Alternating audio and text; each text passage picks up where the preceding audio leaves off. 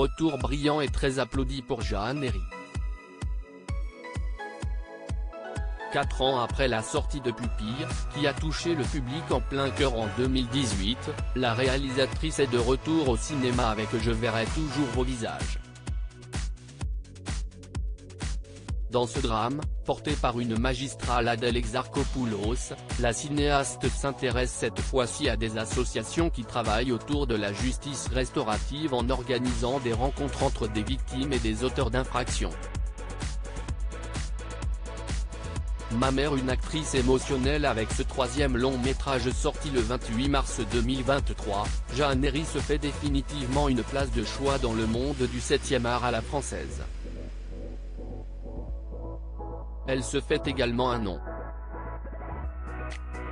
On l'oublierait presque, mais la réalisatrice est la fille de deux célébrités très populaires dans notre pays, Julien Clerc et Miu Miu, qui ont été en couple de 1975 à 1981.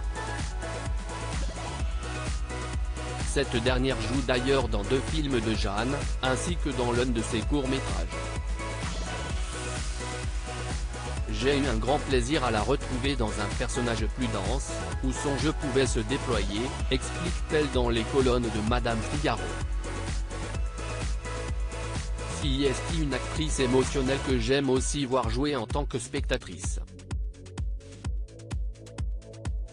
Évoluer dans l'ombre m'offre exactement la notoriété dont j'ai besoin. Elle a reçu le talent en héritage.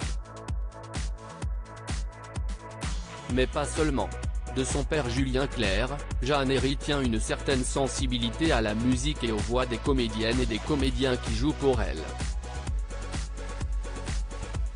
Sa mère Miu Miu, Sylvette Herry de son vrai nom, lui a transmis l'amour du cinéma, ainsi qu'une flopée de jolies valeurs fondatrices, comme l'écoute, une forme de droiture morale, mais aussi une drôlerie à toute épreuve, admet-elle. Elle n'a, en revanche, jamais souhaité passer de l'autre côté de la caméra, où les spots brillent un peu trop. Être réalisatrice et évoluer dans l'ombre, juste à côté de la lumière, m'offre exactement la notoriété dont j'ai besoin, assure-t-elle. Davantage serait difficile à vivre, mais moins entacherait peut-être un peu mon orgueil. Retrouvez Jeanne Herry le 1er avril 2023 dans l'émission Quelle époque, sur France 2.